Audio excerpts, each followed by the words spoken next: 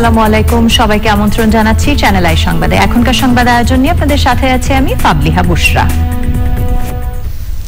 শুরুতেই চলুন দেখে নিই ফ্রেশ ড্রিঙ্কিং ওয়াটার সংবাদ শিরোনামগুলো। সীমান্তবর্তী জেলাগুলোর প্রভাবে দেশে করোনায় মৃত্যু ও সংক্রমণ বাড়ছে, দ্রুত জোরালো ব্যবস্থা নিতে বিশেষজ্ঞদের তাগিদ। কয়েক ঘন্টার ভারী বৃষ্টিতে রাজধানীর অনেক সড়কে জলাবদ্ধতা, তীব্র যানজটে নগরবাসীর সীমাহীন ভোগান্তি।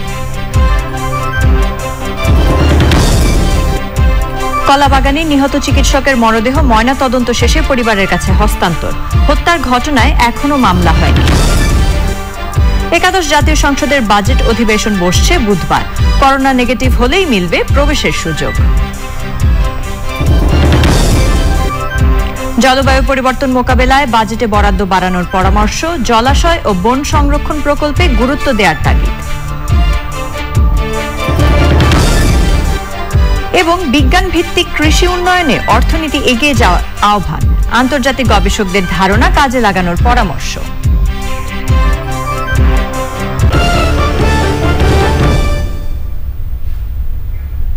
এছাড়া নিটল টাটা বিশেষ সংবাদে থাকছে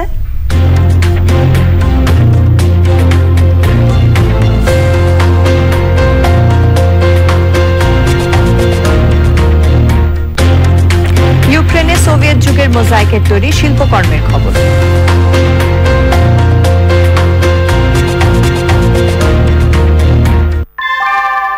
আনোয়ার শীট, দামে কম, থেকে অনেক বেশি। আনোয়ার শীট। সংবাদ শিরোনামগুলো জানাচ্ছিলাম। এখনকার সংবাদ আয়োজন একই সঙ্গে চ্যানেল আই অনলাইনের লাইভ টিভি এবং চ্যানেল আই অনলাইনের ভেরিফাইড ফেসবুক পেজে সরাসরি প্রচারিত হচ্ছে। দেশে করোনা ভাইরাসে মৃত্যু ও সংক্রমণ বেড়ে চলেছে। মঙ্গলবার পর্যন্ত 24 ঘন্টায় 41 জনের মৃত্যু হয়েছে, বেড়েছে আক্রান্ত শনাক্তের সংখ্যাও। করোনার সংক্রমণ বেড়ে চলা সীমান্তবর্তী জেলার তালিকা দীর্ঘ হচ্ছে। এসব জেলায় সংক্রমণ রোধে দ্রুত জোরালো ব্যবস্থা না নিলে ঝুঁকি অনেক বেড়ে যাবে বলে মনে করছেন বিশেষজ্ঞরা। আফরোজা হাসির রিপোর্ট। দেশে করোনা সংক্রমণের 451তম দিনে মঙ্গলবার সকাল পর্যন্ত 24 ঘন্টায় 41 জনের মৃত্যুর মধ্য দিয়ে মোট মৃত্যু দাঁড়িয়েছে 12,660 জনে। মৃত্যুর হার 1.58%। একদিনে আক্রান্ত হয়েছেন 1,765 জন। নমুনা পরীক্ষার তুলনায় আক্রান্তের হার 9.67%। সারা দেশে করোনার সংক্রমণ বেড়েই চলেছে। সীমান্তবর্তী জেলাগুলোতে পরিস্থিতি দিন দিন জটিল হচ্ছে। ওইসব জেলা থেকে সারা দেশে সংক্রমণ বাড়তে পারে বলে সতর্ক করছেন বিশেষজ্ঞরা। সীমান্তবর্তী যে জেলাগুলো তার অনেকগুলোই এখন ঊর্ধ্ব সংক্রমণ চলছে এবং রোগী হাসপাতালে ভর্তি হচ্ছে বেশি সংখ্যায় এবং মৃত্যু আমরা বেশি দেখছি। এটা উদ্বেগজনক বিষয়। এটাকে যদি আমাদের নিয়ন্ত্রণে আনতে হয় তাহলে উচ্চ সংক্রমণশীল যে এলাকাগুলো, তার মধ্যে দু একটি নাম বলা যায়, যেমন নাটোর, চাঁপাইনবাবগঞ্জ, নওগাঁ, এরকম দক্ষিণের দিকেও কিছু আছে যেগুলোতে কঠোর লকডাউনের মাধ্যমে মানুষের চলাচল যদি নিয়ন্ত্রণ করা যায় এবং এই জেলাগুলোর থেকে শহরে কেউ আসবে না, শহর থেকে কেউ ঢুকবে না, আগামী 2 সপ্তাহ এরকম একটি কঠোর লকডাউন চালু করলে আমার মনে হয় ফলাফল বেশি পাওয়া যাবে।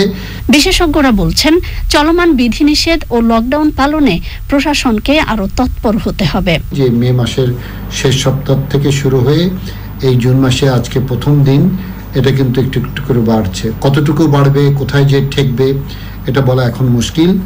যার ফলে যদি আমি সারা দেশের বিশেষ করে শহরাঞ্চলে যদি সংক্রমণটাকে নিয়ন্ত্রণে রাখতে চাই তাহলে চলমান যে লকডাউন আছে সেইটাকে আরও কঠোর নজরদারির মধ্যে এনে যাতে মানুষ স্বাস্থ্যবিধি মেনে চলাচল করে, এইটা নিশ্চিত করা খুবই প্রয়োজন।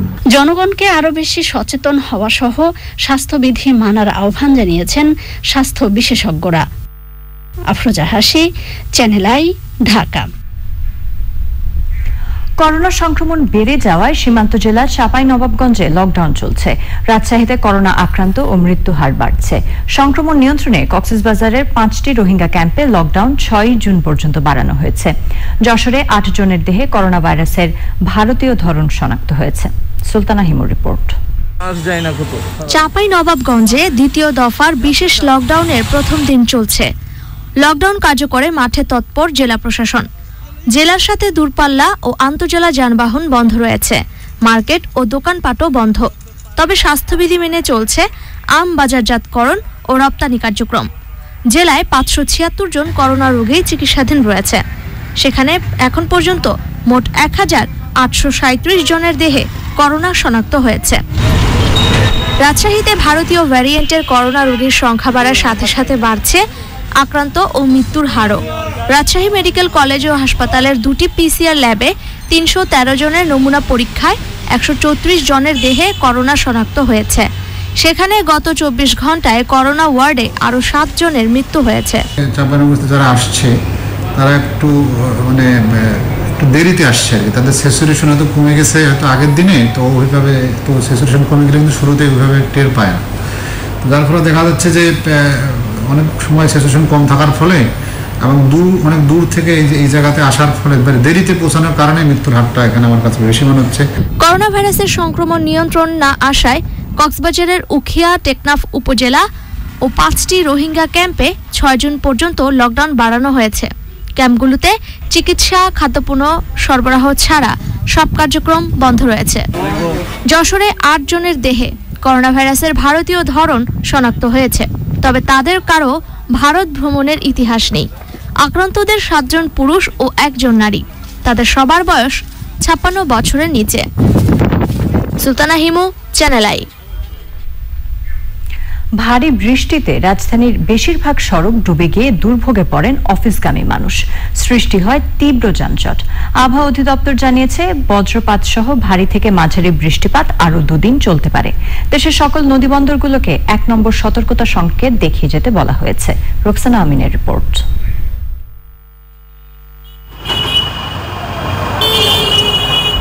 সকালে মুষলধারে বৃষ্টির পর এই দৃশ্য মিরপুর শেওড়াপাড়া থেকে মিরপুর 10 পর্যন্ত। শেওড়াপাড়ায় বেসরকারি একটি প্রতিষ্ঠানে আজই যোগ দিয়েছেন মাইদুল, কিন্তু অফিসে আসার সময় বাদ সাধে সকালের তুমুল বৃষ্টি। আজকে আমার জয়েন ছিল শেওড়াপাড়াতে, তো আমার এখান থেকে আসতে খুবই কষ্ট হয়েছে এবং আজকে প্রথম জয়েনিং, তো যার কারণে আমার আশাই লাগবে। পরবর্তীতে আমি খুবই কষ্ট করে আসছি, তারপরে আমি ফাঁদে পড়ে গিয়েছিলাম, তো আমার খুবই সমস্যা হয়েছে আসতে। প্রায় 2.5 ঘন্টা ধরে চলা বৃষ্টির পর রাজধানীর বিভিন্ন এলাকায় পানি জমে সৃষ্টি হয় জলাবদ্ধতা, সেই সাথে যানজট। আর এর ফলে সবচেয়ে দুর্ভোগে পড়েন কর্মজীবীরা। আজকে কাজে অনেক কষ্ট করে আসছি, প্যান্ট ভিজে ভিজে, রাস্তা দিয়ে অনেক ভিজে গেছি, তারপর আসছি, অনেক বিপদের সম্মুখীন ছিলাম। অনেক কষ্ট করে আসছি যে মৃত্যু পর্যন্ত যাত্রী লইতাছি না, লইলে যদি বন্ধ হয়ে জায়গা পারে, এই কারণে লইতাছি না। 1 ঘন্টার মতো জ্যামে বসেছিলাম, তারপরে ওই পারে যায় পার হইতে যায় দেখে এখানে এই পর্যন্ত পানি। ভাড়া তো দ্বিগুণ নিচ্ছেই, তারপরে তো ভোগান্তি শেষ নাই আমাদের। এভাবে রাস্তা ভাঙ্গার কারণে পড়ে যাচ্ছিল। বিচ্ছিন্নভাবে সারা দেশে গতকাল থেকেই বজ্রসহ বৃষ্টিপাত হয়েছে। আগামী 24 ঘন্টার ফোরকাস্ট আমরা বলছি ঢাকা, সিলেট, ময়মনসিংহ, খুলনা, বরিশাল, চট্টগ্রাম বিভাগের অনেক জায়গায় এবং রাজশাহী, রংপুর বিভাগের কিছু কিছু জায়গায় দমকা সহ বৃষ্টির সম্ভাবনা রয়েছে। এবং এছাড়া বিক্ষিপ্তভাবে দেশের কোথাও কোথাও আপনার মাঝারি ধরনের ভারী থেকে ভারী বর্ষণ হতে পারে। সকল নদীবন্দরের জন্য আমরা 1 নম্বর সতর্ক সংকেত, স্থানীয় সতর্ক সংকেত দেখাতে বলেছি। চট্টগ্রামে 103, সিলেটে 75, ময়মনসিংহে 46 এবং ঢাকায় 21 মিলিমিটার বৃষ্টিপাত রেকর্ড করেছে আবহাওয়া office. Roksana Amin, channel I, Dhaka. জাতীয় অর্থনৈতিক পরিষদের নির্বাহী কমিটি একনেকের বৈঠকে 5,239 কোটি টাকা ব্যয় ধরে 9টি প্রকল্প অনুমোদন দেওয়া হয়েছে। প্রধানমন্ত্রী শেখ হাসিনার সভাপতিত্বে বৈঠকে শিশুদের স্কুল মিল দেওয়ার প্রকল্প ফেরত পাঠানো হয়েছে। বৈঠক শেষে পরিকল্পনা মন্ত্রী এম এ মান্নান জানান, স্কুলে খাবার দেওয়ার বিষয়টি প্রধানমন্ত্রী নীতিগতভাবে সমর্থন করেন, তবে কোন ধরনের খাবার দেওয়া হবে, কিভাবে দেওয়া হবে তা আরও যাচাই বাছাইয়ের পরামর্শ দিয়েছেন প্রধানমন্ত্রী। 2026 সাল মেয়াদী প্রাথমিক বিদ্যালয়ে খাবার দেওয়ার ওই প্রকল্পের ব্যয় ধরা হয়েছিল 17,290 কোটি টাকা। পরিকল্পনা মন্ত্রী জানান, উন্নয়ন প্রকল্প নেয়ার ক্ষেত্রে পরিবেশ অধিদপ্তরের ছাড়পত্র দেওয়ার নিয়ম রয়েছে, কিন্তু এই ছাড়পত্র পাওয়ার ক্ষেত্রে সময় ক্ষেপণ সহ বিভিন্ন অভিযোগ রয়েছে পরিবেশ অধিদপ্তরের বিরুদ্ধে। নির্ধারিত সময়ের মধ্যে পরিবেশ অধিদপ্তরকে ছাড়পত্র দেওয়ার নির্দেশ দিয়েছেন প্রধানমন্ত্রী। বাংলাদেশের শিশুদের কল্যাণের জন্য একটি দেশ এখনো যেখানে খাবার আমরা সম্পন্ন হয়েছি, কিন্তু কোন কোন নিম্ন আয়ের পরিমাণে ঘাটতি আছে। বেশ সংখ্যা 20% আমাদের স্বীকৃত দরিদ্র সীমার নিচে। সুতরাং এই মানবিক একটা দিক, শিশুদের কল্যাণের একটি দিক, খাবার জন্য আর খিদে লাগবে খাবে, এটা ফিজিবিলিটি বাকি। আপনার যদি খিদে লাগে আপনি খান, আমরা খাই, এটা তো অবশ্যই ওই লাইনের যেহেতু এটা ফেরত গেছে, এখন কিছুদিন জীবনের প্রয়োজন লোক, ডিটেল লোক, এবং আপনি যারা বলতে নির্ভীক সেইভাবে দেখা হবে।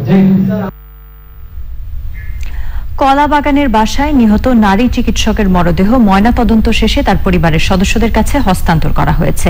ওই বাসার সাবলেট বেসরকারি বিশ্ববিদ্যালয়ের এক ছাত্রী, এক ব্যবসায়ী এবং বাসার কেয়ারটেকারের কাছ থেকে হত্যার সূত্র জানার চেষ্টা করছে পুলিশ। তবে হত্যার ঘটনায় এখনো কোনো মামলা হয়নি। এনামুল কবির রূপমের রিপোর্ট। রাজধানীর কলাবাগানের যে বাসায় কুপিয়ে ও আগুনে পুড়িয়ে গ্রিন লাইফ হাসপাতালের রেডিওলজি ও ইমেজিং বিভাগের চিকিৎসক ডাক্তার কাজী সাবিরা রহমান লিপিকে হত্যা করা হয়, আলামত খুঁজতে মঙ্গলবার সকালে আবারও সেই ফ্ল্যাটে আসেন তদন্তকারী কর্মকর্তারা। বাসার মালিকের স্বামী, প্রতিবেশী এবং নিহতের কয়েকজন স্বজনের সঙ্গে কথা বলেন তারা।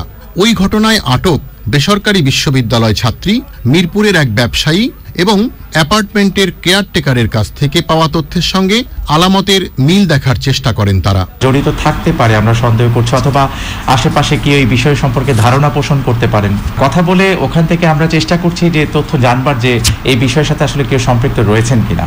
যদি কারো সংশ্লিষ্টতা এই বিষয়ে পাওয়া যায়, তার প্রেক্ষিতে আমরা তাকে গ্রেফতার করব।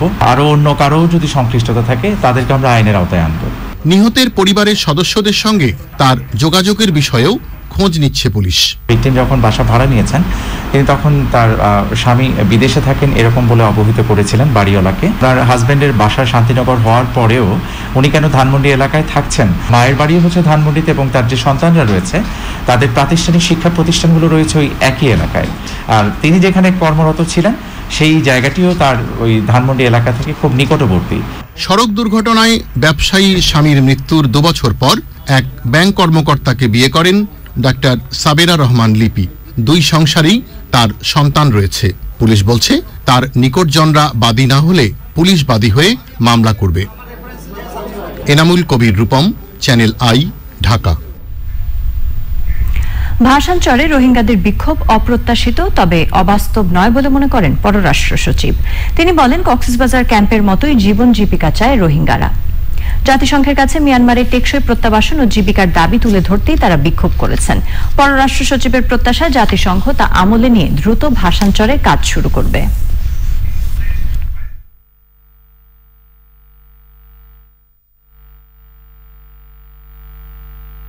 এটা যে একেবারে অস্বাভাবিক তাও বলা যায় না, কারণ জীবিকার যে এগুলো ছিল কক্সবাজারে সেগুলো এখনো পুরোপুরি ভাষাঞ্চরে আমরা এস্টাবলিশ করা সম্ভব হয় নাই। জাতিসংঘের গুরুত্বপূর্ণ ব্যক্তিত্বরা কালকে যাবে, তো তাদের কাছে তারা স্বাভাবিকভাবে তাদের যে বেসিক দাবি দাওয়াগুলো সেগুলো তারা তুলে ধরার একটা সুযোগ তারা খুঁজছিল। এবার প্রাক বাজেট 2021-22 প্রসঙ্গ।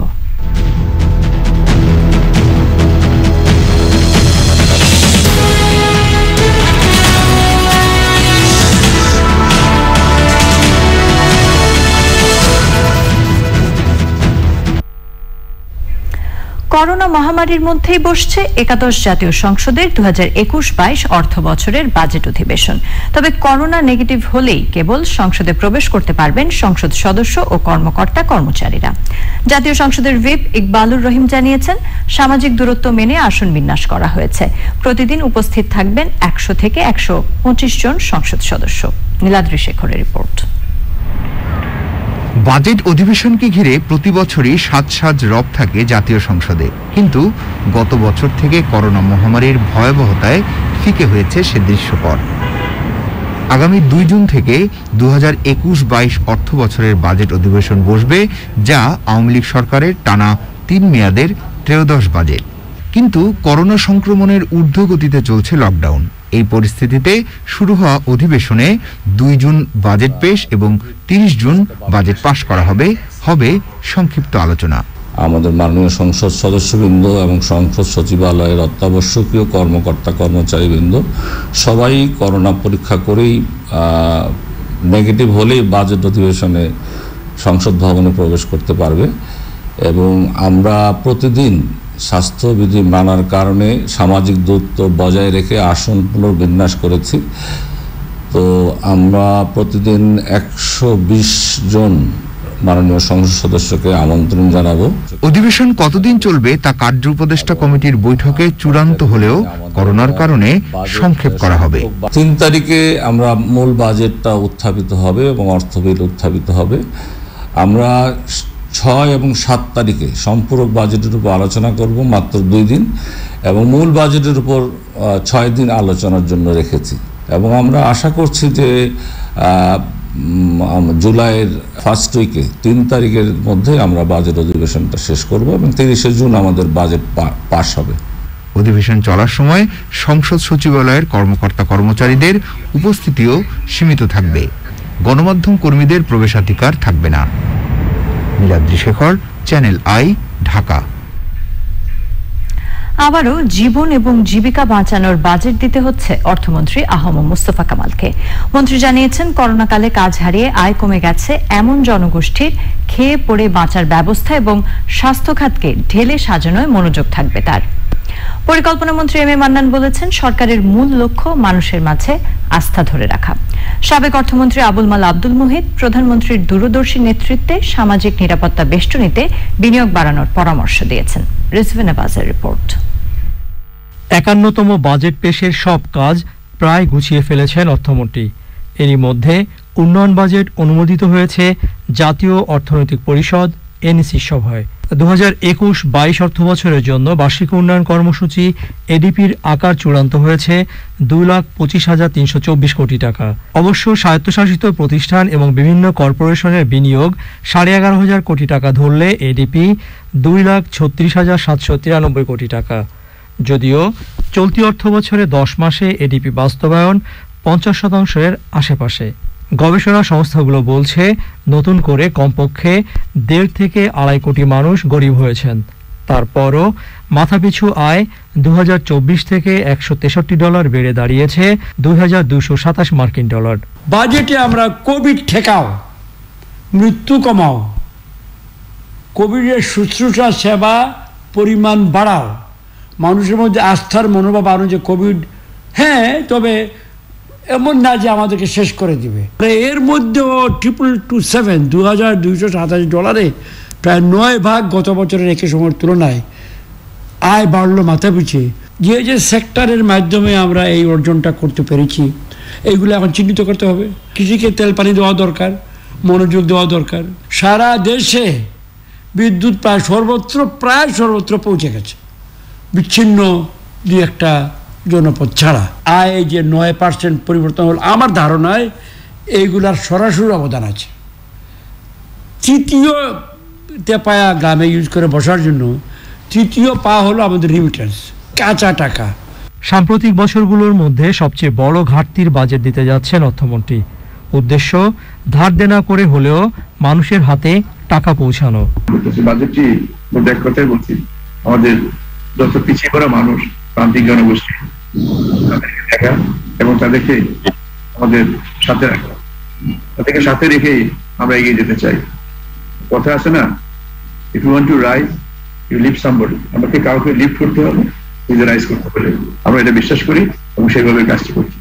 অর্থমন্ত্রীর দক্ষতায় পূর্ণ আস্থা সাবেক অর্থমন্ত্রী আবুল মাল আব্দুল মুহিতের। তার পরামর্শ, ধীরে ধীরে কল্যাণ রাষ্ট্রের দিকে আগানো। She is a very interesting kind of leader.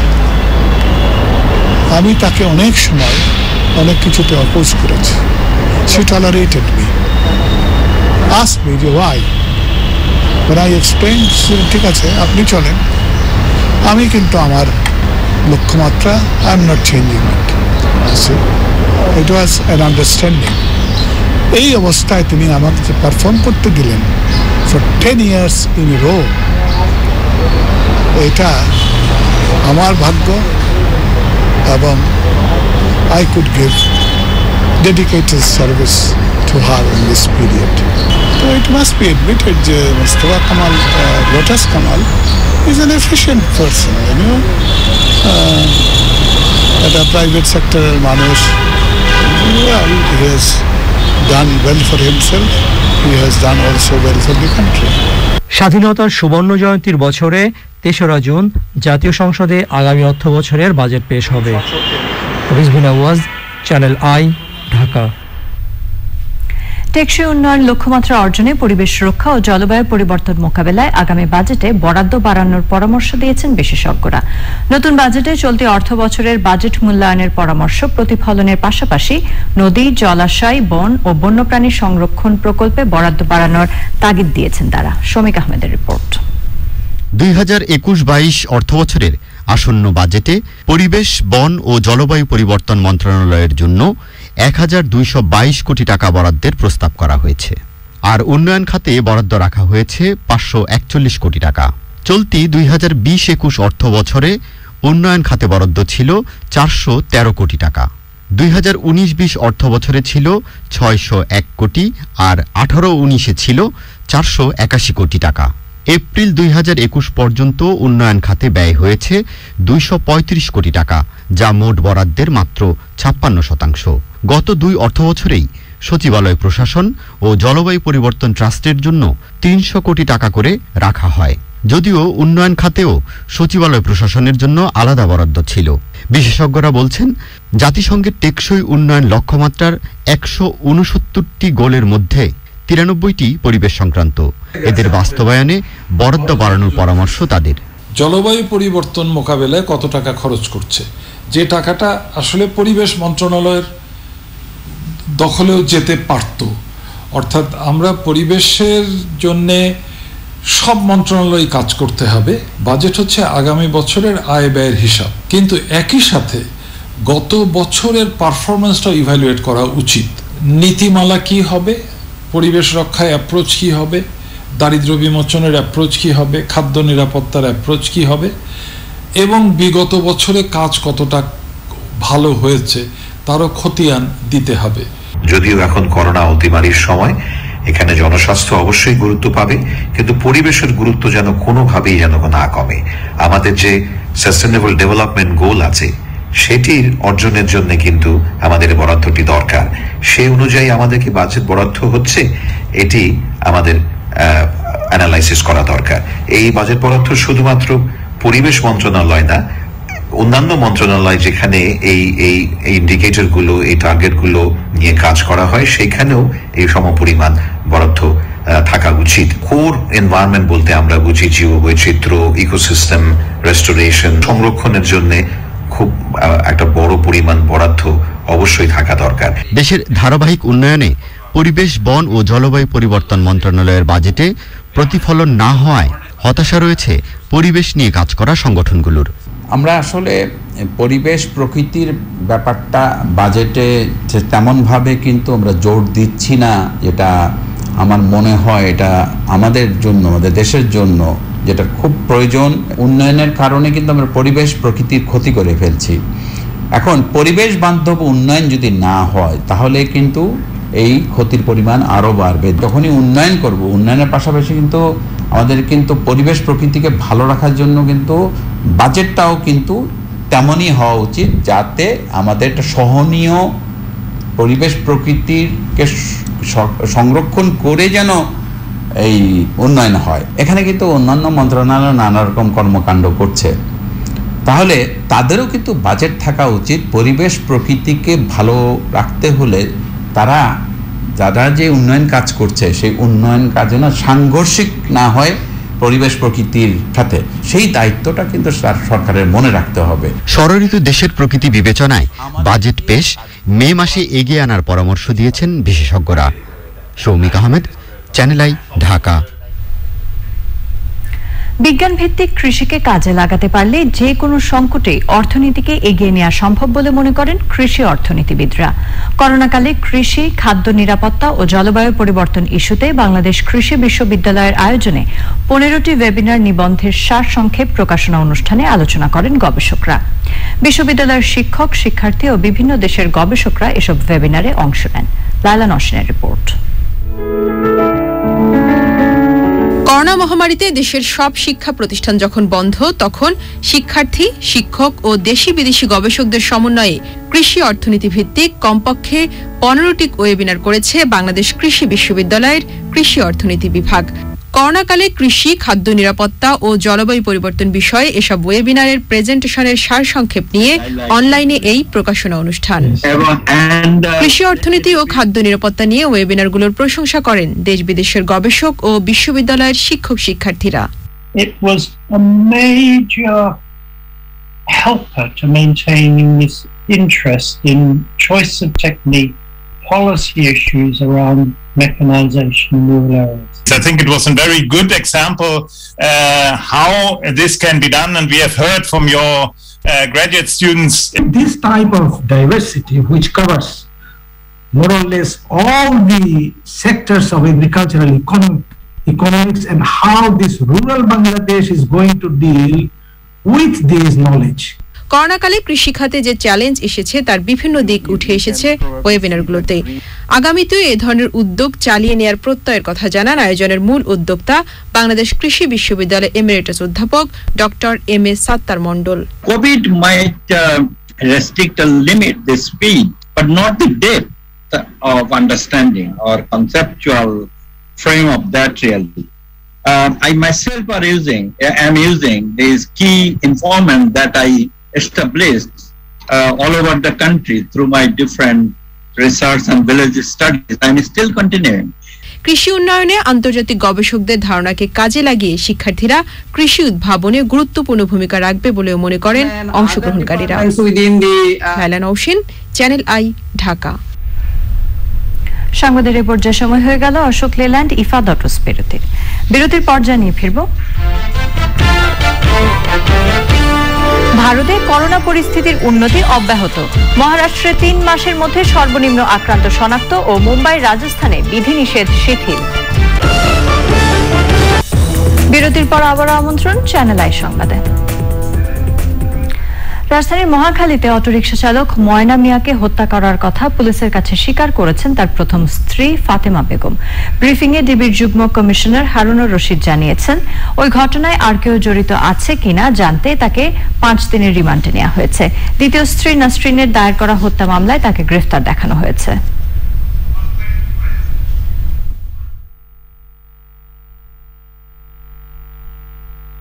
তার যে লাশটাকে 4 ভাগে ভাগ করা, এটা কারণটা ছিল যে গুম করে ফেলা, অর্থাৎ সে অন্য কেউ না জানবে, সে নিজের মতো করে প্যাকেট করে করে বিভিন্ন জায়গায় ফেলে দিয়ে যাবে, এবং সে সেই কাজটাই করেছেন। কিন্তু আমরা সবকিছুই আমরা উদ্ধার করেছি। উদ্ধার করার পরে সে সবকিছু স্বীকার করেছে। এখন আমরা অতি অল্প সময়ের মধ্যে চাষাবাদ করব। সামিট আন্তর্জাতিক সংবাদ।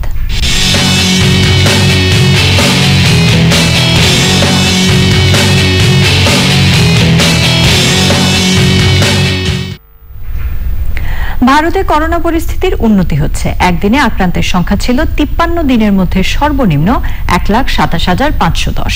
24 ঘন্টায় মারা গেছেন আরো 2,795 জন। মহারাষ্ট্রে 3 মাসের মধ্যে সর্বনিম্ন আক্রান্ত শনাক্ত হয়েছে। মুম্বাই ও রাজস্থানে বিধিনিষেধ শিথিল করা হয়েছে। ভারতের ভ্যাকসিন রপ্তানিতে নিষেধাজ্ঞায় 91টি দেশ করোনার নতুন ধরন ব্যাপকভাবে ছড়িয়ে পড়ার আশঙ্কা দেখা দিয়েছে বলে জানিয়েছে বিশ্ব স্বাস্থ্য সংস্থা। কোভিড-19 ধরনগুলোর নতুন নামকরণ করেছে সংস্থাটি। যুক্তরাজ্যের ধরনকে আলফা, সাউথ আফ্রিকার ধরনকে বেটা এবং ভারতীয় ধরনকে ডেল্টা নাম দেয়া হয়েছে। পেরুতে করোনায় মোট মৃত্যু সংখ্যা একদিনের ব্যবধানে 2.5 গুণ বেড়ে 1,80,000 ছাড়িয়েছে। নিটোল টাটা বিশেষ সংবাদ।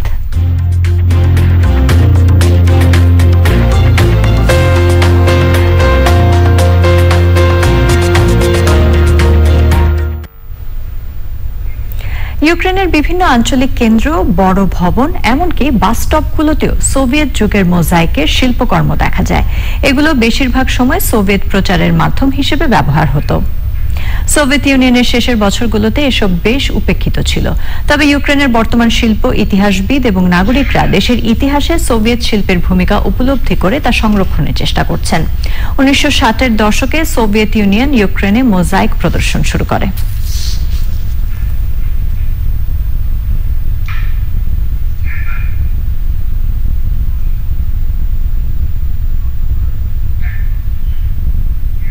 এবার রয়েছে কৃষি সংবাদ।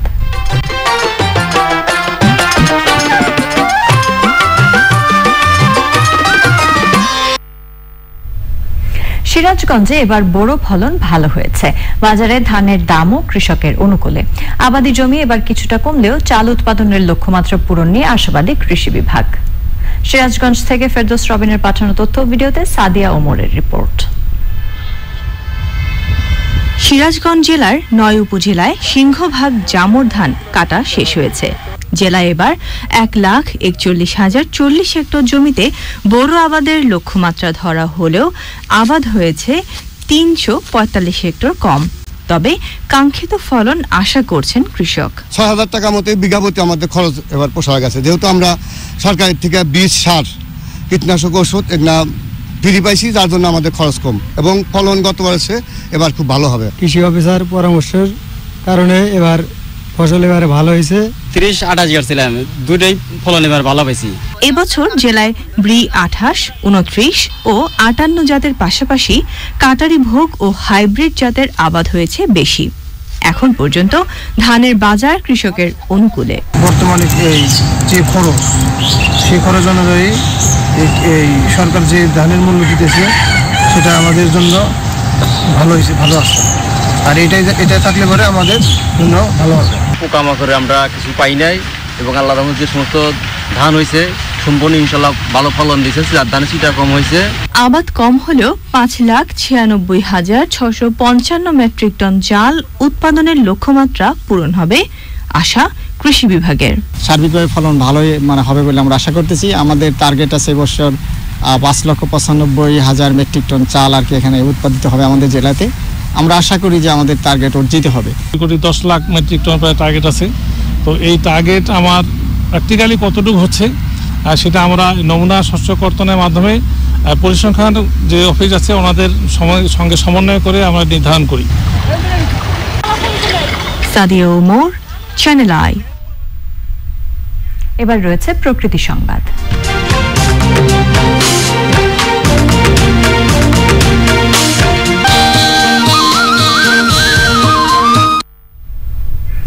ঘূর্ণিঝড় ইয়াসে সুন্দরবনে গাছের ক্ষতি কম হলেও হরিণ সহ বন্য প্রাণীর মৃত্যু হয়েছে। ধ্বংস হয়ে গেছে বনের সুপেয় পানির উৎসগুলো। ক্ষতিগ্রস্ত হয়েছে বন বিভাগের স্থাপনা ও বন সুরক্ষাকারী সম্পদ। বিশেষজ্ঞরা বলছেন সুন্দরবনকে প্রাকৃতিকভাবে ক্ষতি পুষিয়ে নেয়ার সুযোগ করে দিতে হবে। ড্যানিয়েল সুজিত বোসের রিপোর্ট। সুপার সাইক্লোন আম্পানের খতনা শুকাতেই ঘূর্ণিঝড় ইয়াসের প্রভাবে জলোচ্ছ্বাসে প্লাবিত সুন্দরবন।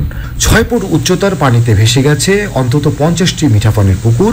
বন বিভাগের 15টি জেটি, 4টি জলযান এবং 15টি ক্যাম্প ক্ষতিগ্রস্ত হয়েছে। পূর্ব সুন্দরবন এলাকায় 5টি মৃত ও 2টি আহত হরিণ উদ্ধার করা হয়েছে। বনজীবীরা বলছেন হরিণ সহ আরো অনেক প্রাণীর মৃতদেহ দেখেছেন তারা। বন সংলগ্ন বিভিন্ন নদ নদীতে এ পর্যন্ত 5টি হরিণের মৃতদেহ উদ্ধার করা হয়েছে এবং এই অস্বাভাবিক জোয়ারে অসুস্থ অবস্থায় লোকালয়ে চলে আসা 2টি হরিণ উদ্ধার করে ইতিমধ্যে বন বিভাগ অবমুক্ত করা হয়েছে। ঘূর্ণিঝড় ইয়াসে বন্যপ্রাণীর ক্ষয়ক্ষতি খতিয়ে দেখছে বন বিভাগের 4টি টিম। কাজ করছে আইন শৃঙ্খলা বাহিনীও। ক্ষতিটা নির্ধারণের জন্য মাঠ পর্যায়ে আমাদের 4টা রেঞ্জে 4 জন এসিএফ আছেন। 4 জন এসিএফ এর নেতৃত্বে তারা আসলে 4টা টিম তারা কাজ করছে। সুন্দরবন পূর্ব বন বিভাগের ওখান থেকে যেগুলো জানতে পেরেছি স্টাফরা তারা পেয়েছেন 3টা হরিণ মারা গেছে। এই পরিমাণটা অনেক বেশি হওয়ার সম্ভাবনা ছিল, আমরা যেটা ভয় পাচ্ছিলাম আসলে, কিন্তু এই বেগটা না থাকার ফলে আমরা রক্ষা পেয়েছি, আমাদের বন্যপ্রাণীগুলো রক্ষা পেয়েছে। বৃক্ষের ক্ষতি তুলনামূলক কম হলেও বিগত দিনের ক্ষতি পুষিয়ে উঠতে সুন্দরবনকে নিরবিচ্ছিন্ন রাখার পরামর্শ দিয়েছেন পরিবেশবিদরা। সুন্দরবনের ভিতর থেকে ট্রাফিক বন্ধ কমাইতে হবে। সুন্দরবনের আশেপাশে যে উন্নয়ন প্রকল্পগুলো করা হচ্ছে এগুলোকে অবশ্যই ইকোসিস্টেম সেন্সিটিভ হইতে হবে। এমন কোনো প্রকল্প নেওয়া যাবে না যেটা কিনা সুন্দরবন এমনি স্ট্রেসে, ক্লাইমেট চেঞ্জের কারণে এবং এই ঘন ন্যাচারাল ডিজাস্টারের কারণে সুন্দরবন কিন্তু স্ট্রেসড। এই স্ট্রেস আমরা যেন বাড়তি কোনো স্ট্রেস আর না দেই, তাকে একটু নির্বিঘ্নে থাকার ব্যবস্থা করা। সুন্দরবনের জীববৈচিত্র্য রক্ষা ও বন বিভাগের স্থাপনা সংস্কারে সমন্বিত উদ্যোগের কথা বলছে প্রশাসন। স্থানীয় প্রশাসন সহ আমাদের বনাঞ্চলের কর্মকর্তাবিন্দু এবং আইন শৃঙ্খলা রক্ষাকারী বাহিনী যাতে ভবিষ্যতে এই ধরনের পরিস্থিতি না ঘটে, আমরা স্ব অবস্থান থেকে যাতে সকলে সমন্বিত কাজ করি, তাহলে আমরা মনে করি বনের প্রাণী সম্পদকে আমরা রক্ষা করতে পারবো। অস্বাভাবিক জোয়ারে বন্যপ্রাণী রক্ষায় উদ্যোগী হওয়ার আহ্বান জানিয়েছেন পরিবেশবিদরা। Daniel Sujit Bose, channel I, Khulna. Popular life insurance বাণিজ্য সংবাদ।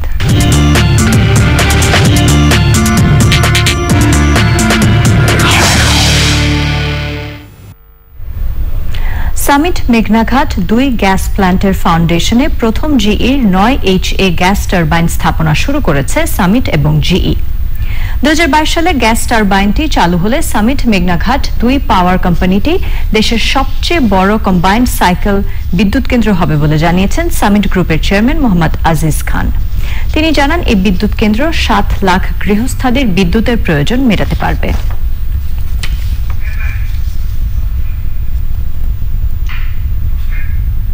আবারও সময় হয়ে গেল অশোক লেল্যান্ড ইফাদ অটোস বিরতির পর জানিয়ে ফিরব। বৃষ্টির কারণে ঢাকা লিগের মঙ্গলবারের খেলা স্থগিত। বুধবার থেকে নতুন সূচিতে মিরপুরে হবে দ্বিতীয় ও তৃতীয় রাউন্ডের খেলা। বিরতির পর আবার আমন্ত্রণ চ্যানেল আই সংবাদে। অনলাইনে টিকিট বিক্রি রংপুরের ট্রেন যাত্রায় ভোগান্তি বাড়িয়েছে বলে অভিযোগ করেছেন যাত্রীরা। তারা বলছেন, কালোবাজারিদের দৌরাত্মে অর্ধেক আসন সংখ্যার বিপরীতেও টিকিট পাওয়া যাচ্ছে না। এহসানুল হক সুমনের ভিডিওতে মেরিনা লাভলির রিপোর্ট। রংপুর রেলওয়ে স্টেশনের শুনশান নীরবতা ভাঙে সন্ধ্যায় রংপুর এক্সপ্রেসের হুইসেলে। আধা ঘন্টার জন্য ব্যস্ত হয়ে ওঠে Rangpur rail station. Rangpur rail station থেকে ছেড়ে যাওয়া একমাত্র ট্রেন রংপুর এক্সপ্রেসের আসন সরকারি নির্দেশনায় অর্ধেক হয়ে 350-তে দাঁড়িয়েছে। আর এই সীমিত আসনে যাত্রা করতে উত্তরের মানুষের মাঝে চলে অনলাইনে টিকিট কাটার যুদ্ধ। সার্ভার জ্যাম থাকতেছে, আর অনেক সকালে টিকিট কাটতে হয়। দেখা যায় যে অনেক সময় অনেকে নেট থাকতেছে না, লোডিং হতে হতে যখন আবার ক্যান্সেল হয়ে যাচ্ছে, তারপরে যখন আমি আবার ঢুকতেছি আবার দেখতেছি নাই। আমাদের যদি এখানে 2টা ডাবল ট্রেন হতো তাহলে আমাদের অনেক উপকার হতো। যাত্রীদের অভিযোগ, সীমিত সময়ের জন্য অনলাইনে ছাড়া টিকিট চলে যাচ্ছে কালোবাজারিদের হাতে। মুহূর্তের মধ্যেই বিভিন্ন ধরনের অ্যাপস থেকে তারা টিকিট সার্চিংয়ে ঢুকছে এবং যারা পেয়ে যাচ্ছে। আর সবচেয়ে বড় সমস্যা হলো টিকিটটা আমার 100% তো না, 50% টিকিট বিক্রি হচ্ছে। অ্যাপের ব্যবহার, টাকা পরিশোধ করা সহ অনলাইনে টিকিট কাটার প্রক্রিয়াকে ঝামেলাপূর্ণ উল্লেখ করে স্বাস্থ্যবিধি মেনে স্টেশনের টিকিট বিক্রির পরামর্শ সচেতনদের। যারা এই সমস্ত টিকিট কাউন্টারে বসছেন তারা কমপ্লিটলি বেকার এবং তারা বেতন নিচ্ছেন এবং বাড়িতে ঘুমাচ্ছেন। আর আমরা বিভিন্নভাবে ওভার টাকা দিয়ে 900 টাকার টিকিট 2000 টাকা দিয়ে কিনছি, আর অনলাইনে টিকিট কাটতে যে আমরা 100 টাকা করে বেশি দিচ্ছি। ট্রেন যাত্রাকে বিড়ম্বনা মুক্ত করার দাবি রংপুরবাসীর। রংপুর রেলওয়ে স্টেশন থেকে মেরিনা লাভলি, চ্যানেল আই। এবার ই ভ্যালি খেলার খবর।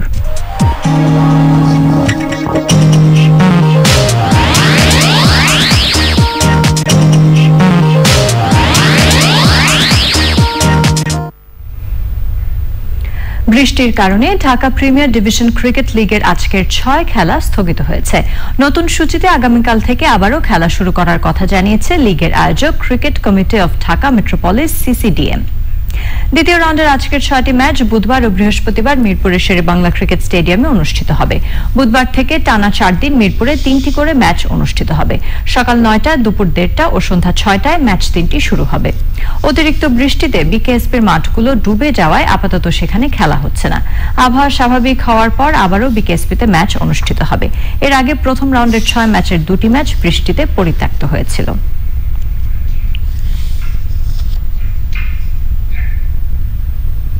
বাংলাদেশ থেকে সাকিব আল হাসান এবং Mustafizur Rahman Indian premier league IPL এর বাকি অংশ খেলতে যাওয়ার অনুমতি পাবেন না বলে জানিয়েছে বাংলাদেশ ক্রিকেট বোর্ড বিসিবি। তারা বলছে, এবছর আন্তর্জাতিক সূচিতে ব্যস্ততা আছে বাংলাদেশের। জুন জুলাইতে জিম্বাবুয়েতে পূর্ণাঙ্গ সিরিজের পর ঘরের মাঠে অস্ট্রেলিয়ার বিপক্ষে 5 ম্যাচের ওয়ানডে সিরিজ খেলবে টাইগাররা। এরপর নিউজিল্যান্ডের সাথে টি20 ও ইংল্যান্ডের সাথে ওয়ানডে ও টি20 সিরিজ খেলার কথা বাংলাদেশের। এর পরপরই টি20 বিশ্বকাপ। যদিও বিশ্বকাপের ভেন্যুর বিষয়টি এখনো আলোচনাধীন। তবে বিসিবি বলছে, আসন্ন টুর্নামেন্টগুলোকে সামনে রেখে দলের সবাইকে প্রস্তুত হতে হবে।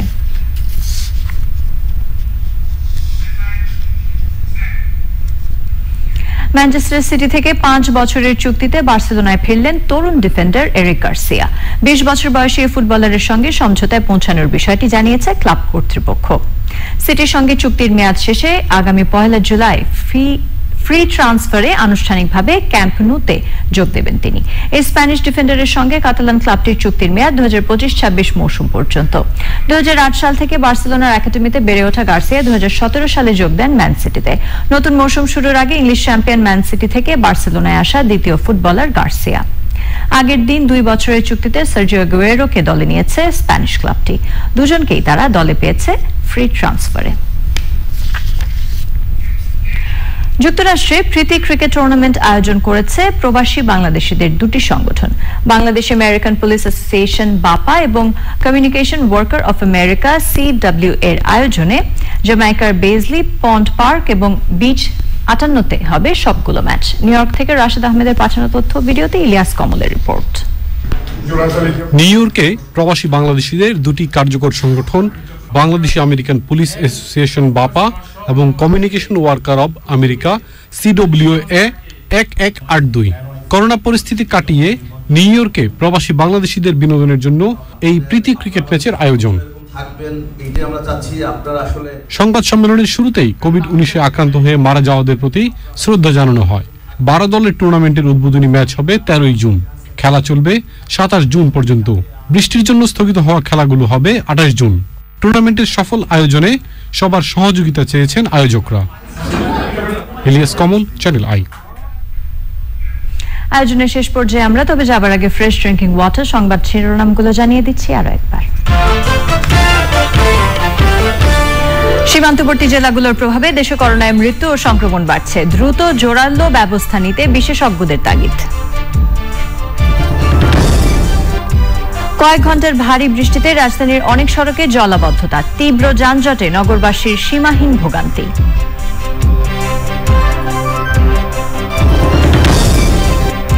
কলাবাগানে নিহত চিকিৎসকের মরদেহ ময়না তদন্ত শেষে পরিবারের কাছে হস্তান্তর। হত্যার ঘটনায় এখনো মামলা হয়নি। একাদশ জাতীয় সংসদের বাজেট অধিবেশন বসছে বুধবার। করোনা নেগেটিভ হলেই মিলবে প্রবেশের সুযোগ। জলবায়ু পরিবর্তন মোকাবেলায় বাজেটে বরাদ্দ বাড়ানোর পরামর্শ। জলাশয় ও বন সংরক্ষণ প্রকল্পে গুরুত্ব দেওয়ার তাগিদ। এবং বিজ্ঞান ভিত্তিক কৃষি উন্নয়নে অর্থনীতি এগিয়ে নেওয়ার আহ্বান। আন্তর্জাতিক গবেষকদের ধারণা কাজে লাগানোর পরামর্শ।